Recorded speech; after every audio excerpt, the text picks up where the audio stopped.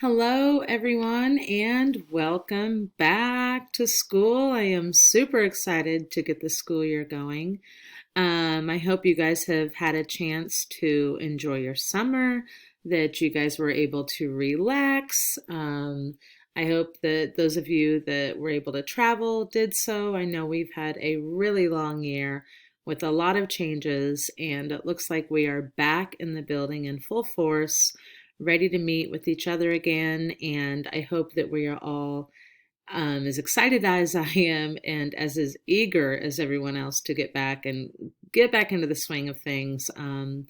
Again, I completely commend you for the jobs you guys did this last school year. It has been very difficult, and here we are. We've made it. We're back.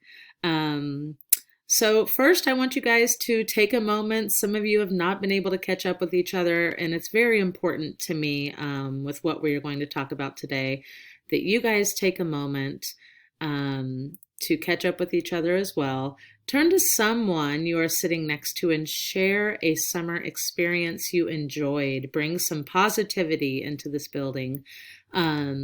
It can be anything, even if it was just you napped in your hammock every day. It could be anything. You read books. Maybe you didn't read any books. Anything. Maybe you got to travel. Maybe you got a new pet. Um, it could be anything, but take a moment. I'll give you guys a little bit of time. Make sure you do share, and have a small conversation about it. I think it's important.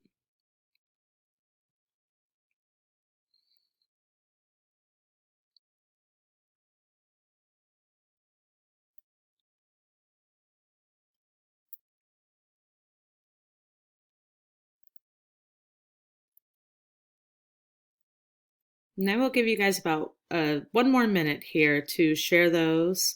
And if you would like to share with someone else, please do in that time.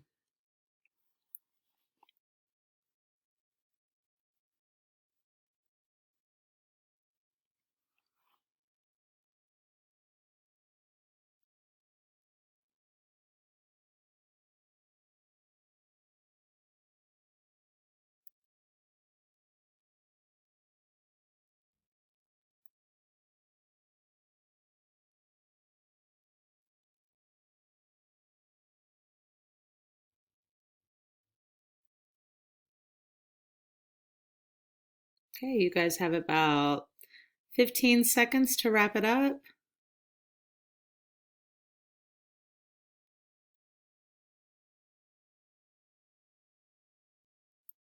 Okay, let's come back together. Um, so first, what I want to start off with, we are going to dive right into our district initiatives and goals. That's what we're going to be focusing on this year, and to start the day off of building relationships in a trauma-informed school setting. And as you can see, I've put a quote up there. I've always loved the first day of school better than the last day of school. Firsts are always the best because they are beginnings. With that being said, our district is a trauma-informed, trauma-sensitive school. And basically what that means is after having a year off, something that is broken down in our system that every kid in the nation has felt, and that is the building relationships aspect. And we need to jump back into that immediately. These kids have been out of our hands for a year, and we need to focus on building those relationships with kids and those different levels of trust and how we're going to build those. Um, First, we're going to do this brick by brick. So we're going to talk to the kids. We're going to have a meaningful conversation with them. We're going to listen to them and ask them questions and talk to them. What are their interests? What did they do? What's going on at home? Um, these kids are going to come in and out, and they may not remember what class they were in, but they will remember you as a teacher. They will remember if you sat down and listened, if you took the time with them, if you had those conversations. And remember, we're going to meet these kids individually. Not every kid is the same. None of us are the same. And we have to be able to meet their needs, to meet them and build these relationships individually with each student. And it's going to look different for each student because each student has different needs. Um, a lot of that begins with the psychological safety with kids. That begins with trust. They have to trust the adults that are in their lives. They have to trust who we put forth for them, who their teachers are, who their peers are beside them. That is one of the biggest steps to building relationships. When we have students in our classroom, if those behaviors arise, if something goes on, we have to have a logical and calm response. And I want you to start thinking about, what are those responses going to be for those kids that are struggling or those behaviors arise? How are we going to react? And so I need you to kind of think about some ways that you guys can also bring yourselves down, so as to where we're not reacting in a manner that would, continue to arouse the child. And then we are going to present the opportunity for trust from day one. One of my favorite videos that I've watched over the years about building relationships is by one of my favorite people. It is Rita Pearson. This is a TED Talk that she was in. This is bits and pieces of it, so this is not don't learn. It's either all of it. Low attendance, negative peer influences. We know why. But one of the things that we never discuss, or we rarely discuss, is the value and importance of human connection. Relationships. James Comer says that no significant learning can occur without a significant relationship.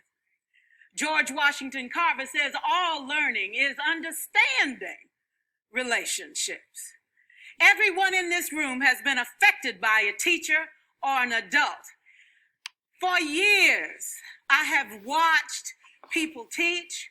I have looked at the best and I've looked at some of the worst. A colleague said to me one time, they don't pay me to like the kids. They pay me to teach a lesson. The kids should learn it. I should teach it. They should learn it. Case closed. Well, I said to her, kids don't learn from people they don't like.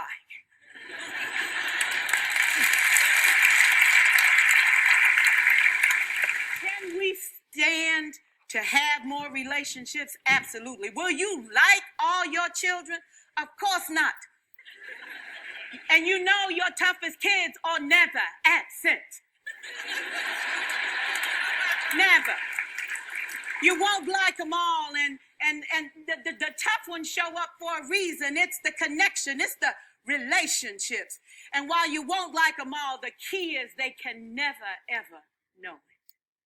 So teachers become great actors and great actresses, and we come to work when we don't feel like it, and we listen to policy that doesn't make sense, and we teach anyway.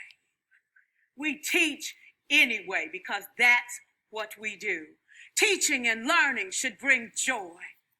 How powerful would our world be if we had kids who were not afraid to take risks, who were not afraid to think, and who had a champion? Every child deserves a champion, an adult who will never give up on them, who understands the power of connection and insists that they become the best that they can possibly be. Is this job tough? You betcha. Oh God, you betcha. But it is not impossible. We can do this. We're educators. We're born to make a difference. Thank you so much. With that being said, the video, again, one of my favorite videos that I have, there's a longer video. It's about 7 minutes if you guys want to watch more of that, but there are some great points in there. And again, one of the best ones is the building relationships. So for our building goals for the year, we are in this together. This is about relationship building. Remember the good news that there is a powerful antidote to stress, which is the effect of human relationships and the presence of trust. With a trauma-informed classroom, schools can be healing places. So there's one more video I'd like you guys to watch here. And once we get that going, we will talk about some of our goals. What does it so kind of keep that in mind. To make the world a better place? Nice! So those are those big questions we're focusing on. For me, being trauma-informed has so much to do with mindset, accepting that different people come into a school setting with incredibly varied life experiences. Some of those life experiences may be traumatic, and the way in which that plays out in my particular classroom could look a number of ways. And by me having that lens, it makes it less about are they doing the right thing or the wrong thing, and more about where is that behavior coming from, why is that happening.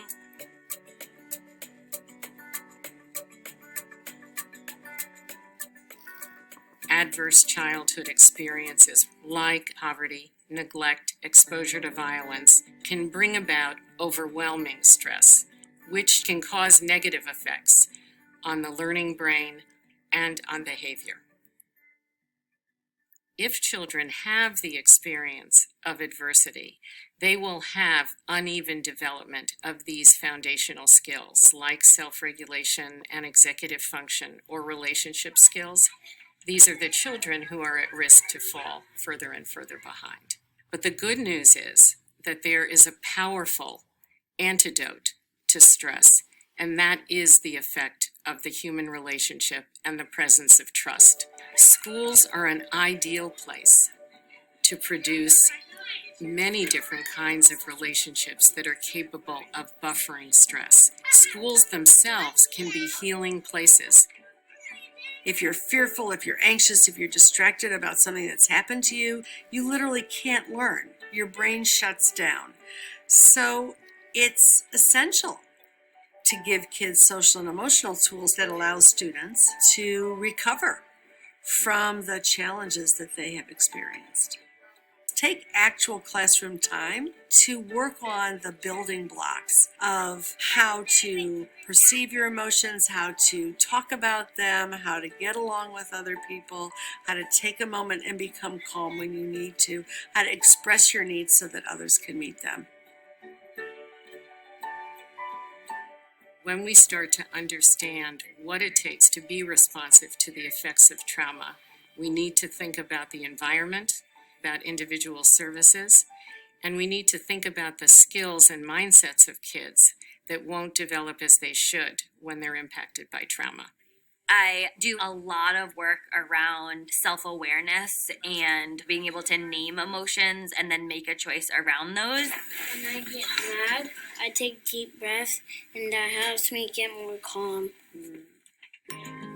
Many of the things that we think about doing for kids who may have experienced trauma are good for everybody. And everyone will encounter some kind of adverse circumstance at some point in their life.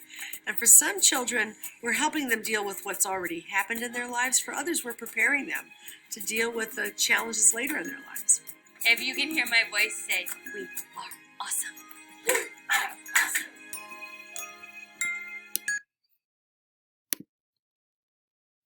Okay, after we've seen that video, there are a lot of thoughts that should hopefully be going through your head at this point in time and things that you guys can work on. I love that they brought up that we're not only helping those that have had traumas, but prepping others for those that might come across them. So something I'd like you to do right now is just to kind of jot down, make some notes about 3 different things. So what would be a goal for a visual change in your classroom? Like trauma-informed seating or something like that, or instead of having just a desk for a safe seat, what would be an area you could come up with where a kid could go to calm down? Second would be a goal for building relationships, not just with students, but with your team and with your building as a whole. How are we going to get to know others within our building? Number 3 would be a goal for your students to be ready learners. How are we going to get them ready to learn when they have so many traumas going on at home and they're coming in and they are dying to have these relationships with an adult in their life, which is you, the person that comes in that greets them every day. And so these are very important things. And we're not going to get this right the first time. You know, we will fail. And when we do, we have to be brave and we have to get back up. And we've got to remember why we became teachers. It's for the kids, and that is why we are here. But I'm looking forward to a great school year. I know it's going to be wonderful. I'm ready to get started. And just remember, we want these kids to be able to take something home to think about other than homework. We want them to know that we are going to be here for them. So everybody, have a great year.